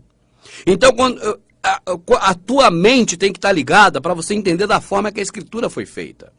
Naquele período todo da lei de Moisés, você morreria, você cairia à esquerda, à direita de Davi, você seria atingido, a mesa perante os inimigos seria perante você, você que era o inimigo. Feliz é a nação cujo Deus é o Senhor, é Israel, está falando Israel, feliz é Israel cuja nação é o Senhor. Não é feliz o Brasil cuja nação é o Senhor, não, porque não é, pelo que está escrito na Escritura. É disso que eles te confundiram. É um dos pilares da confusão que eles criaram. Dizendo que você é Israel, você nunca foi Israel. Está escrito em Efésios, então Efésios está mentindo e está escrito em vários locais. Você é gentil. Você não é Israel, só se você for israelita. Como eu tenho um amigo, discípulo de Yahvé, se eu não me engano, é israelita. Esse aí é Israel, ele pode receber para ele essas palavras. Mas nós brasileiros não podemos, nós não somos Israel. Quando eles falam que você é Israel, é para te confundir. E mentira. Olha, irmão, 1000 cairá à sua direita, 2000 não cairá à sua esquerda. Isso é para Israel. Quem vai cair à direita ou à esquerda é você. Segundo aquela palavra do Velho Testamento, se estivesse vivo naquela época. Então não vamos mais aceitar as mentiras que o sistema religioso falou. Aí você consegue compreender melhor a Escritura. Outra coisa, o Salvador nasceu, viveu, até o dia que morreu, debaixo da lei de Moisés. Aquilo não é graça, aquilo é lei. Mateus, Marcos, Lucas e João, até a morte de Jesus, do Yahushua, o Salvador, Yahushua, ou como você achar melhor chamar, mas menos Jesus, porque Jesus é meu nome, é uma transferência de identidade, mas ele nasceu, viveu e até o dia da morte dele, isso aconteceu debaixo da lei de Moisés. Ele era judeu, você não. Ele chamava você de cachorrinho nessa época. Dizia, não façais como os brasileiros. Nós éramos mau exemplo. Jesus dizia que nós éramos mau exemplo. Nós somos outro povo, nós não somos Israel. Mas isso você só vai entender aos poucos. Então, o que eu quero dizer aqui é o seguinte. Melhor meio agora. Custa alguma coisa? Não. Então pega a Bíblia, que você confia tanto no livro Bíblia. Pega ele, porque é nele que nós vamos ler, não tem outro jeito. Queimaram a Escritura. Não tem Escritura, só tem a Bíblia. A Escritura é o que está aqui. Então você pega o livro comigo, vai para o canal Verdade Oculta 2, escolhe um livro do Novo Testamento e vamos ler juntos. Aí sim eu creio que você vai ter um pouco de orientação, se estiver desorientado. Agora, se quiser continuar confiando no sistema religioso que está aí, a decisão sua. Naquele dia, você vai olhar na fila e vai ver muitas pessoas que você conhece também para ser julgada. E cada um vai dar conta de si próprio e também daqueles que ele ensinou errado, ele vai dar conta. Mas isso não vai redimir a pessoa que foi ensinada errada. É isso que eu quero dizer sempre. Mesmo que alguém te ensine errado, esse alguém vai pagar por isso? Vai pagar, mas o que adiantou ele pagar? Você, se for para o inferno, vai para o inferno, vai para a condenação, vai para a morte eterna, não vai para o céu, vai acontecer o de pior com você. Mas não vai ter como dizer assim, porque ele me ensinou errado, agora eu estou salvo. Não tem isso. Esse que é o grande problema. É isso. A transferência de identidade, ela ocorre, como eu disse, em quase tudo que você vê no mundo. Por isso que é bom estar atento a todos os detalhes. Observe, por exemplo, a sociedade secreta maçom, que utiliza como símbolo o esquadro e o compasso. Nós vemos na Escritura que a pedra angular que foi rejeitada pelos maçons, ou construtores em francês, na tua Escritura brasileira, que está na Bíblia, você vai ler a pedra angular que foi rejeitada pelos construtores. Construtor e maçom é a mesma palavra no francês. Então a pedra angular que foi rejeitada pelos maçons se tornou como pedra de esquina. Quando você vê hoje o símbolo maçom, principalmente com o esquadro, é uma forma explícita de transferir uma identidade. É uma transferência, porque transfere do Salvador, aquele que morreu na cruz, a função de pedra angular para o esquadro. Eu explico. Isso não é complicado, é simples. Naquela época, o Salvador usava as coisas que as pessoas conheciam muito bem como exemplo para as pessoas raciocinarem e entenderem o que ele estava falando. Quando ele disse pedra angular, ele se referia a um tipo de pedra que se utilizava nas construções e era a pedra principal para erguer uma construção. Ela era colocada na esquina do alicerce, porque a partir daquela pedra que era certinha, que tinha seus ângulos perfeitos, poderia se erguer uma parede ou várias paredes, né? Ela seria a quina das paredes. Poderia se erguer então com alicerce forte uma casa que estava dentro dos esquadros. Essa era uma pedra angular. Quando a pessoa tem um esquadro, o que ela está dizendo? Olha, com esse esquadro eu faço a minha pedra angular, eu não preciso daquela. Eu uso argamassa, eu uso a pedra, eu uso ferro se precisar, e faço um bloco de concreto quadradinho, é minha pedra angular. Então, quando eu tenho o esquadro, eu mesmo faço a minha pedra angular. Eu não preciso do Salvador que morreu na cruz. Esse é o símbolo desse esquadro que você vê nas sociedades secretas, principalmente na maçonaria. Não fique estarrecido e talvez dizendo que isso não está afetando você e que você não nega o nosso Salvador de alguma forma. Porque também aquela arca que virou moda, se adorar, levar para o centro dos templos, colocar no altar, passar com ela no meio do povo, aquela arca é também uma transferência de identidade do nosso Salvador.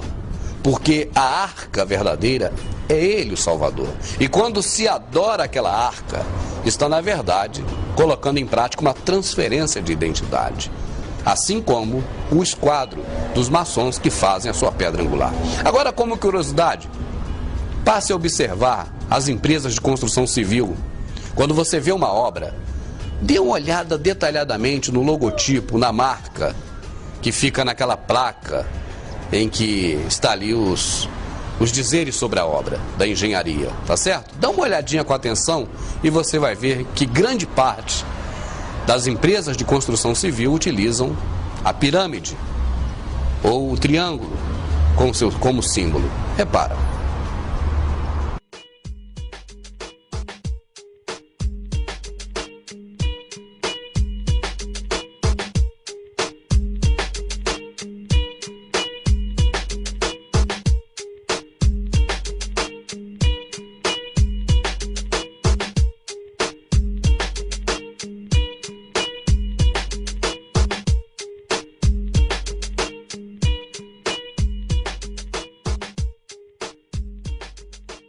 Transferência de identidade é algo muito variado. E se formos então detalhar aqui mais sobre isso, nós teremos que fazer 2, 3, 4, 5, 10 DVDs e talvez não dê para poder contemplar todo tipo de transferência de identidade. Mas agora que o caminho foi dado, cabe a você caminhar ou não nele. É uma decisão sua, você tem um livre-arbítrio. Para fechar, eu gostaria que você pesquisasse sobre algumas transferências de identidade. Os nomes dos homens de Deus que estão na Bíblia, a maioria deles tiveram transferência de identidade. O próprio Criador teve transferência de identidade. O Salvador também teve transferência de identidade. Muitas coisas que nós conhecemos, no meio religioso principalmente, no sistema religioso, estão com identidades transferidas. É o mais grave de tudo. E isso tem levado muita gente para a perdição. Que você esteja atento e que possa, a partir daqui, pela misericórdia de Deus, contribuir mais e mais com essa obra de esclarecimento dessas coisas ocultas que até agora não haviam sido reveladas a ninguém. Muito obrigado.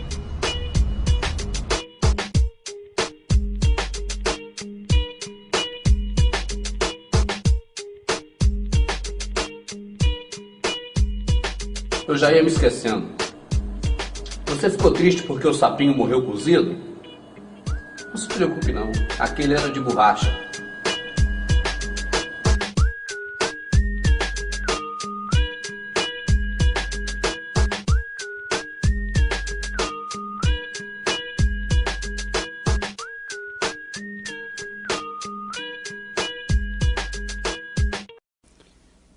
Hoje, feriado, aqui estou eu, irmão Rubens, para falar um pouco sobre essa data muito especial, o dia de Corpus Christi. E eu não estou de ironia, é um dia realmente especial, porque até o próprio governo, o governo do nosso sistema, do regime que comanda o nosso planeta, também reconhece a importância desse dia e nos faz ficar em casa em homenagem, guardando o dia de Corpus Christi. Eu não estou de ironia, eu estou falando a verdade. Ele é muito importante para o governo, para o sistema que governa a gente, pelos senhores do mundo. Por quê?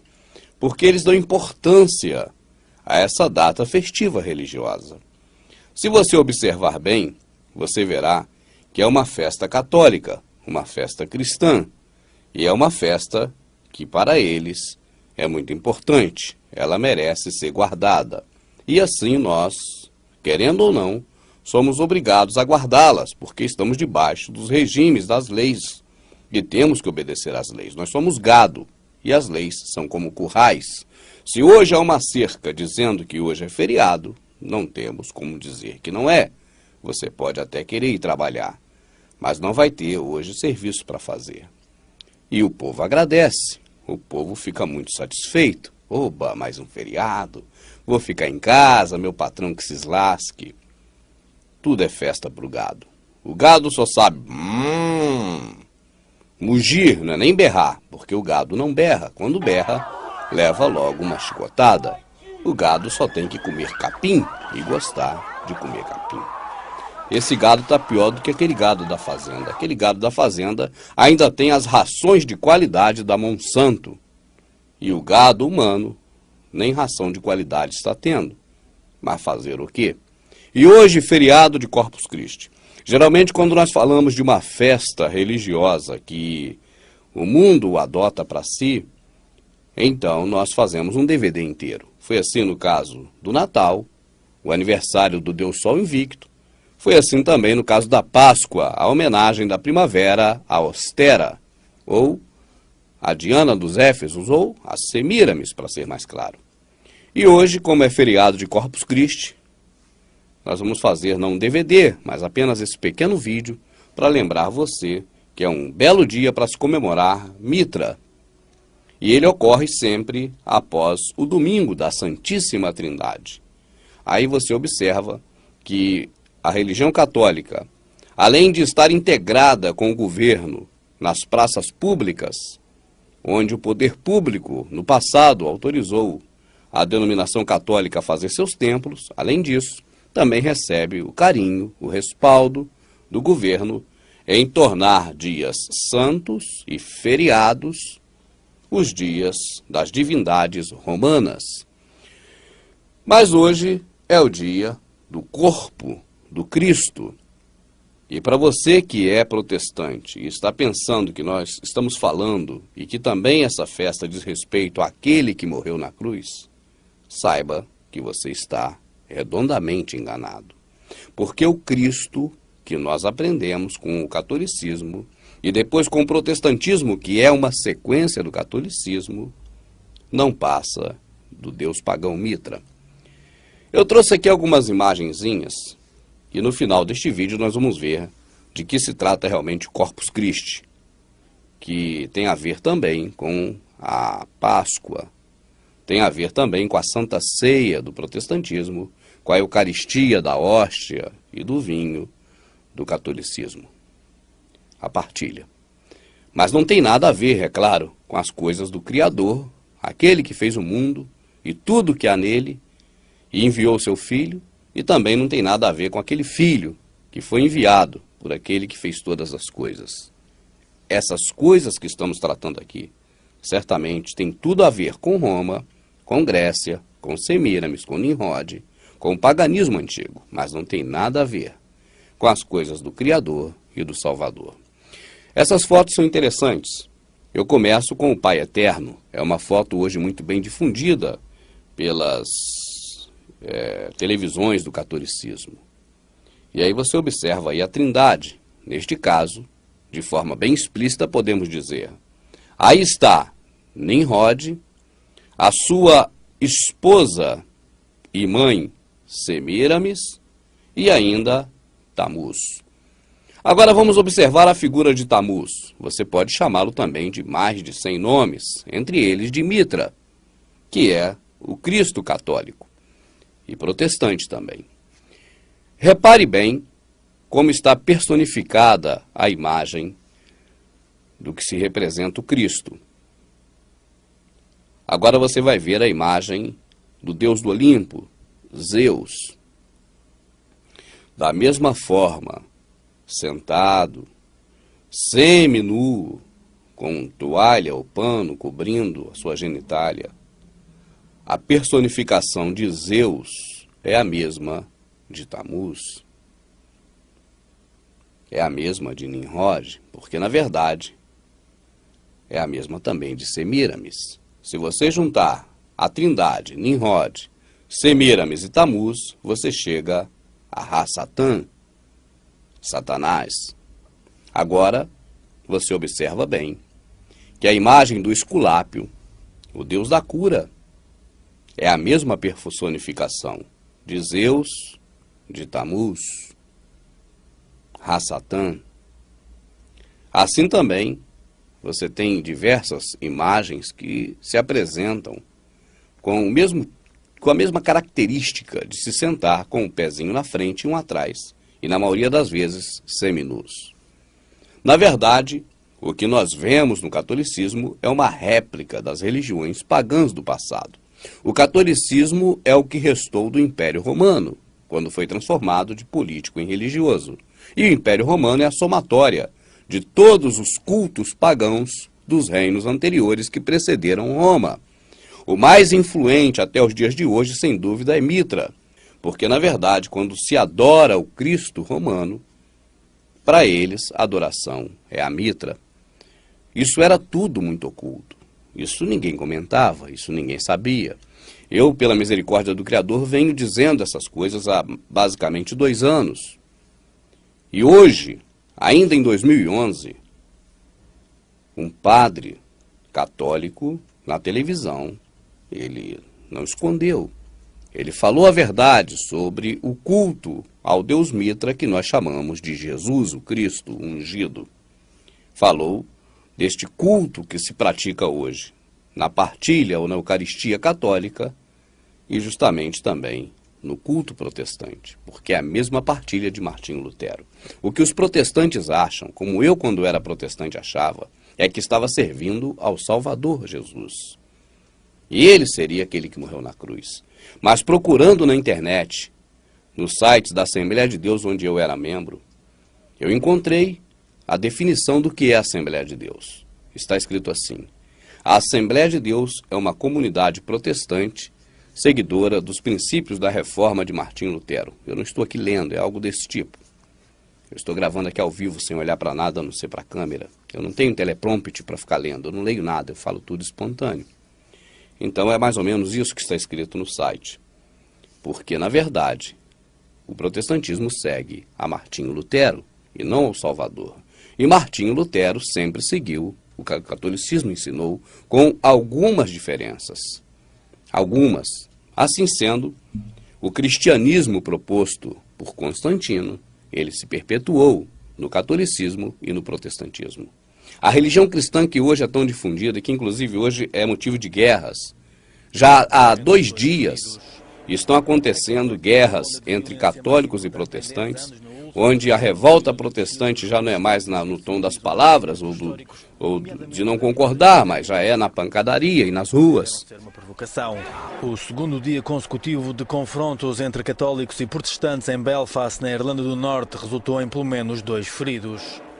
O canal Euronews tem divulgado, basicamente todos os dias, a trajetória dessa guerra entre católicos e protestantes.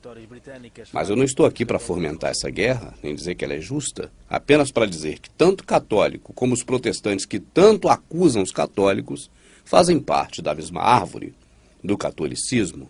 As raízes estão enfiadas no paganismo romano e nunca saíram de lá. E não são palavras só minhas. Os padres já estão admitindo. Por causa do Deus Sol, do Deus Mitra e por causa das Saturnais portanto, do Império Romano. Portanto, havia o grande Deus Sol, com as Saturnais, era o Deus do Império Romano, defensor do Império Romano, o Sol, que depois nos traz a vida. E então começou-se a dizer que realmente não, o verdadeiro Sol realmente é Jesus Cristo. Porque os cristãos, a certa altura, com a liberdade, quando tiveram a sua liberdade, depois do Constantino, começaram a cristianizar tudo aquilo que era pagão. As festas pagãs. Nós somos fruto de imensas festas pagãs. Portanto, cristianizamos as festas pagãs, mas tudo isto vem do paganismo. cristianizamos realmente as festas pagãs e temos as nossas festas pagãs. Esta festa, que é lindíssima, que é o Natal, ele nasceu. Quando é que nasceu? Não me interessa absolutamente. Você vê, portanto, que o que eu tenho dito aqui tem respaldo, inclusive, dos padres. Se eu estiver mentindo para você, os padres também estão. O que eu tenho dito para você, já há um bom tempo, é que o protestantismo nada mais é do que uma sequência do catolicismo, que nada mais é do que uma sequência do paganismo romano. Aquele que morreu na cruz do Calvário jamais pediu para si culto, jamais pediu que o louve com palmas e com músicas, jamais pediu que caminhe religiosamente, algumas vezes por semana, até um centro de reunião das pessoas, onde tem um altar e que se chama templo. Aqui vai também uma curiosidade, se você não sabe. Na verdade, nós pensamos que o altar existe por causa do templo, mas é o contrário. O templo existe por causa do altar. Já há muito tempo atrás, entre os fenícios, entre aqueles povos mais antigos, já se cultuavam alguns deuses. E os altares eram os locais de sacrifício a esses deuses. Assim, as pessoas ficavam prostradas em volta do altar. E houve a necessidade de se fazer uma cobertura, porque as pessoas estavam ali sujeitas à chuva, à tempestade de areia, a frio, às intempéries da natureza. Então, resolveu-se colocar no tempo um templo. A palavra tempo e templo, elas derivam da mesma palavra. E assim sendo, o templo virou uma cobertura para o altar. E o templo nasceu em função do altar, e não o altar em função do templo. Assim, quando as pessoas se reúnem no templo, na verdade elas estão reunidas de frente para um altar. E esse altar não é o altar que tem aquele que serve ao homem que morreu na cruz. Porque os que servem ao homem que morreu na cruz têm um altar, do qual não são dignos de participar aqueles que servem aos tabernáculos, aos templos. Assim disse Paulo. Bom, o assunto aqui não é esse. O assunto aqui é Corpus Christi. Corpus Christi é a mesma coisa que a ceia, é a mesma coisa que a partilha. Ele ocorre na quinta-feira após o domingo da Trindade. A Trindade, Nimrod, Semíramis, Tamuz, ou Jabulon, Javé, Baal, Osíris, ou tantos outros que você queira buscar na história antiga, você vai ver essa mesma figura, essa personificação da Trindade. E você observa também que ela é realizada sempre num domingo, o dia do Deus Sol.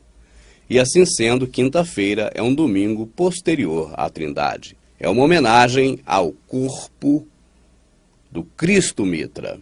E a ceia mitraica que você pratica, você protestante, pratica na sua denominação, achando que é o mandamento do Salvador. Deixa eu te dar uma outra informação, abrindo parênteses. Quando o padre lê na missa, e é de lá que saiu essa atitude de fazer a ceia no protestantismo, é do catolicismo, porque herdou de Mitra, herdou do paganismo romano. Mas quando ele lê, tomai, comei, fazei isso em memória de mim, o padre não está lendo na Bíblia, e muito menos na Escritura.